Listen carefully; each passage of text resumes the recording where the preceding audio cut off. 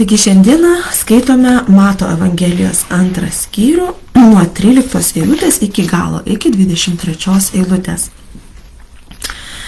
Jiems iškeliavus štai pasirodė Juozapui sapne viešpaties angelas ir tarė: kelkis, imk kūdikį, jo motiną ir bėk į Egiptą.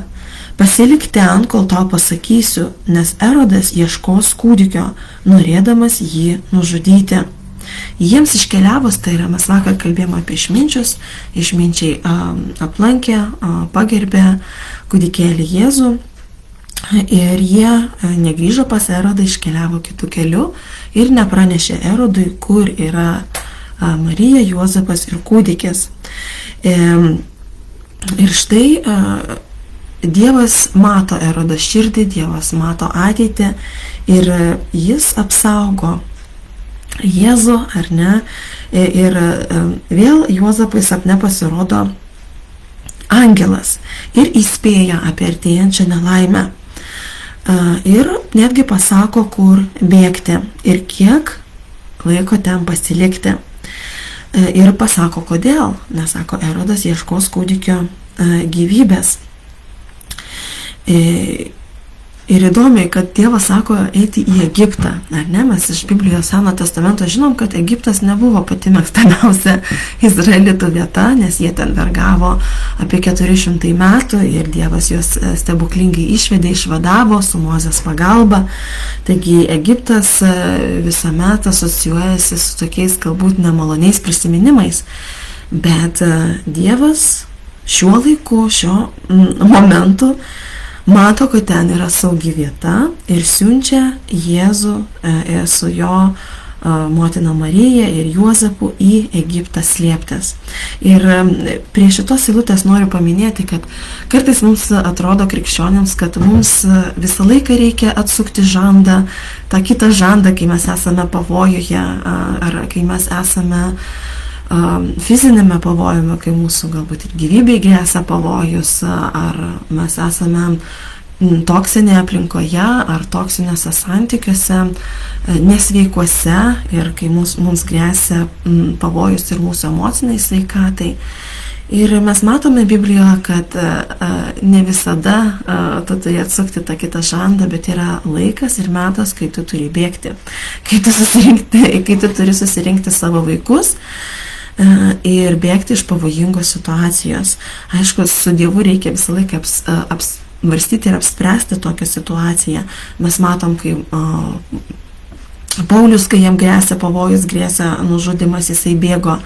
Mes matom dabar, Jėzui grėsia pavojus, jo tėvai bėga. Taigi ne visada mums reikia stovėti kaip didvyriams ir sutikti pavojus drąsiai ir net nemirktelti. Su Dievu reikia klausytis šventosios dvasios vedimo ir kiekvienoje situacijoje prašyti Dievo išminties. Ir Dievas parodys, jeigu Dievas ragina trauktis iš pavojingos situacijos, tai būtinai reikia trauktis. Atsikėlęs Juozapas paėmė kūdikį ir jo motiną ir pasitraukė į Egiptą. Juozapas nelaukia. Gerai, Dieve, tu mane įspėjai, gal po savaitės. Ne, jisai atsikėlė ir kitą dieną skubiai iškeliavo į Egiptą. Ir kelionė, jeigu pažiūrėtumėte žemėlapyje iš Izraelio į Egiptą, yra ilga. Jūs galite įsivaizduoti Mariją su kūdikėliu, su vaikeliu. Mes tiksliai nežinome, kiek jam buvo mėnesių ar metų, bet jisai buvo mažas ir nebuvo tada automobilių. Mes turime automobilius ir mums jau sunku keliauti šiais laikais su vaikais.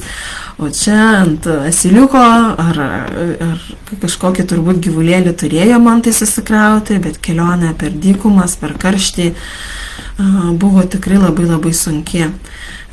Bet jie paklūsta Dievui ir išminčiai atnešė jiems ir aukso, ir smilkalų ir manoma, kad tai, tiesiog jie panaudojo visą tą aprūpinimą gyvendami Egipte.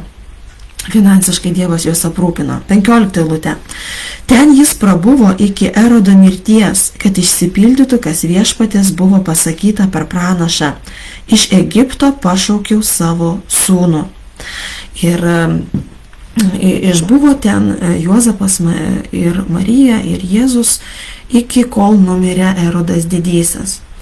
Ir vėl minimas pranašas iš Ozėjas iš Senojo testamento, kur yra išpranašauta prieš daug metų, kad Dievas pašauks savo sūnų iš Egipto.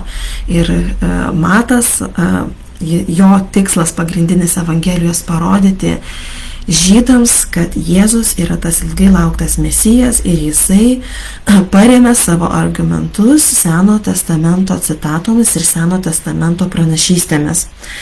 Taigi čia žinutė žydams, kad Dievas pašauks savo sūnų iš Egipto. 16 eilutė. Erodas, pamatęs, kad jį išminčiai apgavo, baisiai įniršo ir pasiuntė išžudyti Betliejuje ir jo apylinkėse visus berniukus 2 metų ir jaunesnius pagal laiką, kurį buvo patyręs iš išminčių. Ir štai mes matome Erodo beprotystę. Ir vakar kalbėjom apie Erodę didįjį, kad jisai buvo gana blogas politikas, kaip toj profesijoje jam neblogai sekėsi, bet kaip žmogus jo moralė buvo visiškai sugedusi, jisai įvykdė ne vieną nužudymą savo artimų žmonių, savo giminaičių, savo oponentų. Jisai yra tipinio diktatorio požymiai, kuris nori laikyti valdžią savo rankose, jam vaidenasi, kad visi nori jį nuversti. Ir štai jis įniršta. Ir ką jisai daro?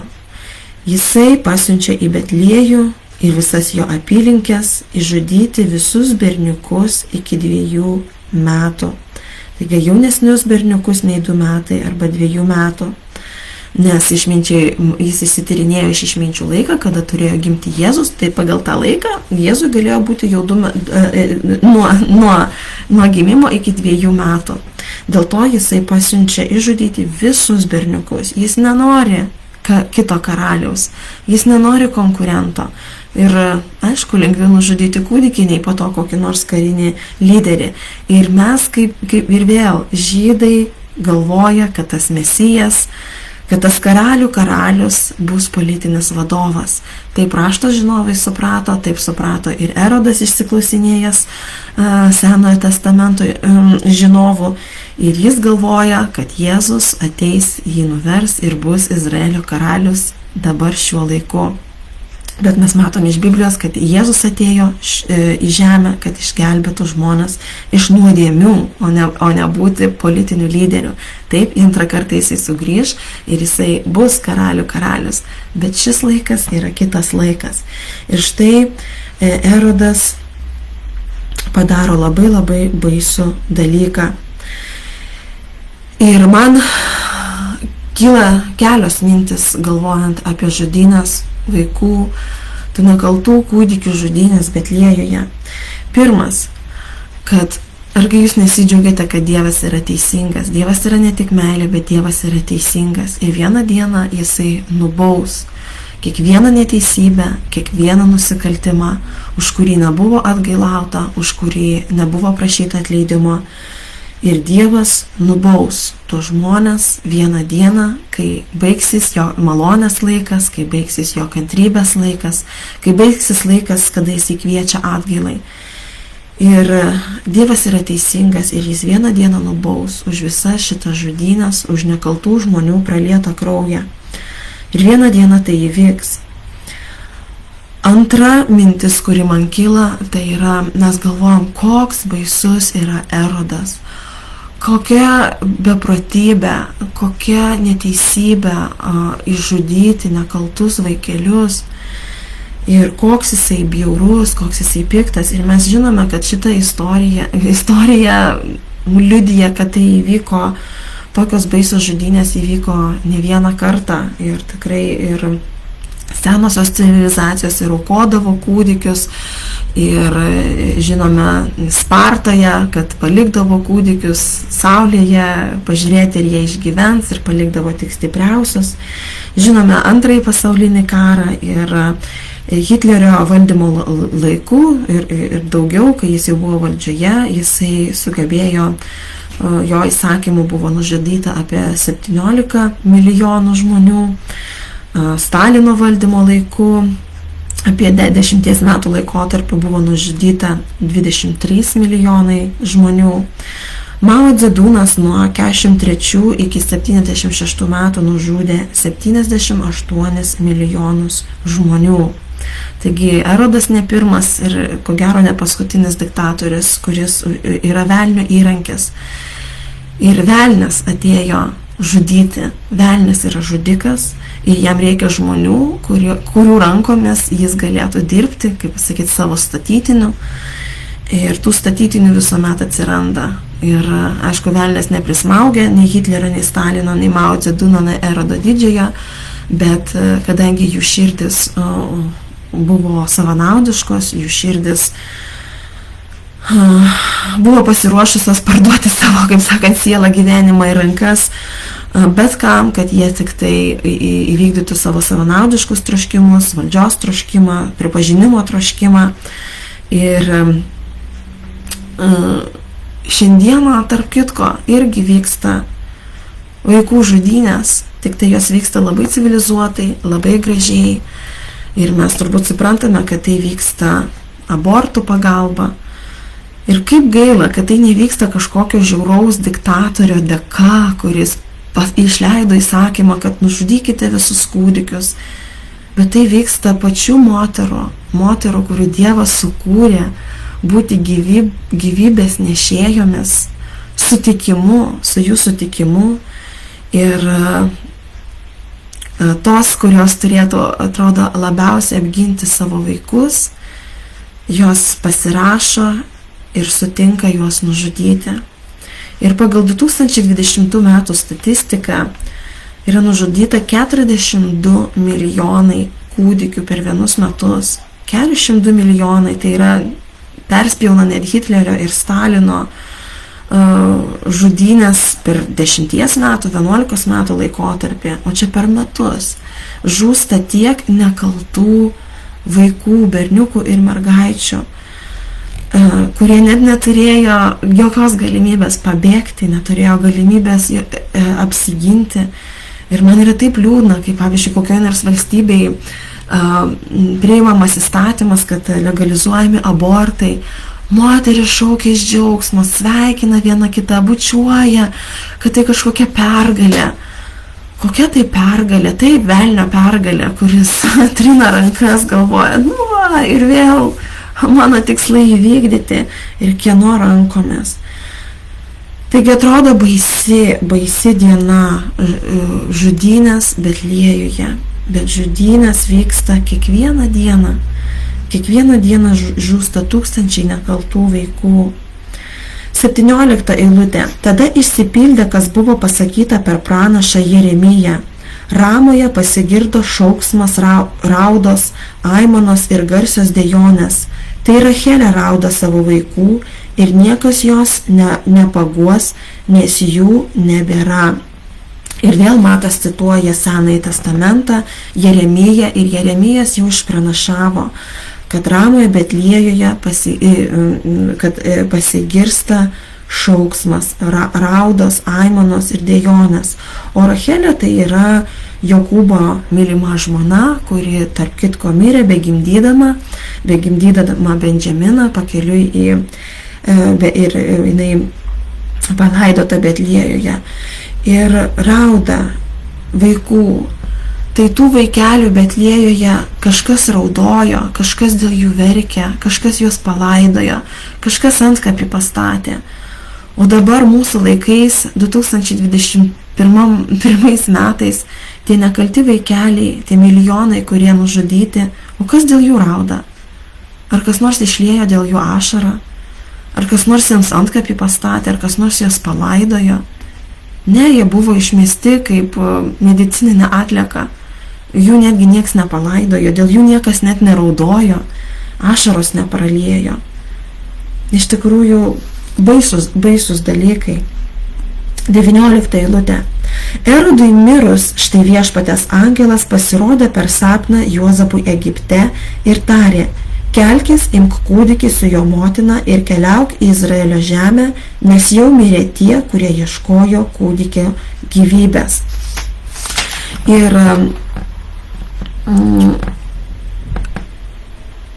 Dievas įspėja, kad grįžtų jie atgal. Ir Erodas didysis mirė. Mirė jis vis tiek. Nieko jisai į kapus nenusinešė. Jisai nenusinešė savo architektūrinių pasiekimų, jisai nenusinešė savo politinių pergalių, jisai nenusinešė savo karūnos ir savo titulo. Jis nieko nenusinešė į savo kapą, jis nieko nenusinešė į savo amžinybę, jis nieko nelaimėjo. Išžudydamas tuos nekaltus kūdikius, ar jis pridėjo prie savo gyvenimo bent dalelę laimės, bent dalelę džiaugsmo, ar jis prailgino savo viešpatavimo ir valdymo metus? Ne. Visiškai tos žudynės visiškai jam nieko nepadėjo, bet tik tai atnešė Dievo teismą. Ir nieko mes į anapilį nenusinešime, nieko. Ir kai gyvename savanaudiškai, kai siekiame savo savanaudiškų tikslų, skriausdami kitus, lipdami kitiems per galvas, mes viso to nenusinešime. Nei pinigų, nei turtų, nei garbės, nei šlovės. Nieko mes į amžinybę nenusinešime. Bet Erodui vieną dieną reikėjo atsistoti prieš viešpatį ir atsiskaityti už viską, ką jis padarė šitame gyvenime. Ir kiekviena iš mūsų reikės tą padaryti. Ir kaip vakar kalbėjom, ką mes padarėme pačią su Jėzumi? Ar mes priėmėme jį savo gyvenimą kaip karalių, ar kaip Erodas mes visaip jo vengėm ir norėjom būti savo gyvenimo viešpačias ir karalienės? Ar tiesiog laikėme savo religijos? Vieną dieną mes atsistosim prieš Dievą ir Dievas paklaus: o kas tau yra Jėzus, kas tau yra mano sūnus, kurį aš siunčiau į šitą žemę, kuris atpirktų tavo nuodėmes, atleistų tavo nusikaltimus, nuplautų tavo nuodėmes. Ką tu su juo padarėjai? Taigi, 21 eilutė. Tuomet Juozapas atsikėlė, paėmė kūdikį ir jo motiną ir sugrįžo į Izraelio žemę. Bet išgirdęs, jog Archelajas valdo Judėją po savo tėvo Erodo, pabūgo ten vykti. Įspėtas sapne nukeliavo į Galilėjos sritį ir apsigyveno Nazareto mieste, kad išsipildytų, kas buvo pranašų pasakyta: jį vadins Nazariečiu. Archelajas valdė Judėją nuo 4 metus prieš Kristų iki 6 metų mūsų jau eros amžiuje.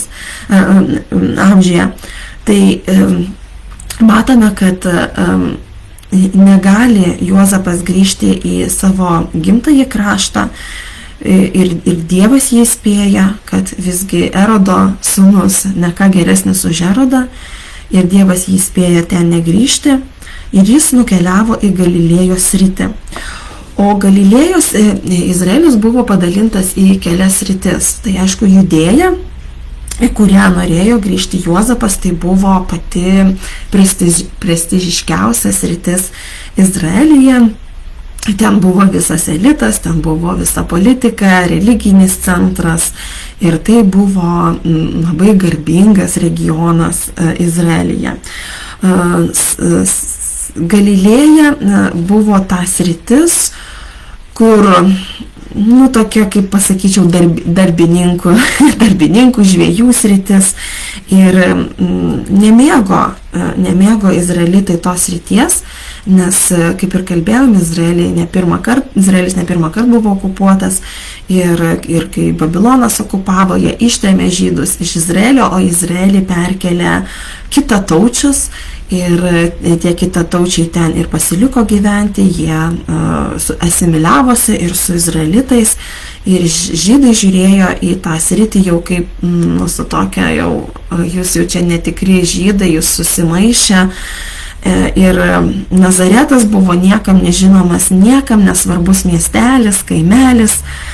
Ir po to matom Jono Evangelijoje, kai Jėzaus tarnystę pradėjo ir Natanaeliui pranešama, ar Andriejui, dabar tiksliai neatsimenu, atleiskite, jeigu sumaišiau, Andriejui vienam iš mokinių pranešama, kad atėjo Mesijas iš Nazareto, jisai sako, kas gali būti gero iš Nazareto.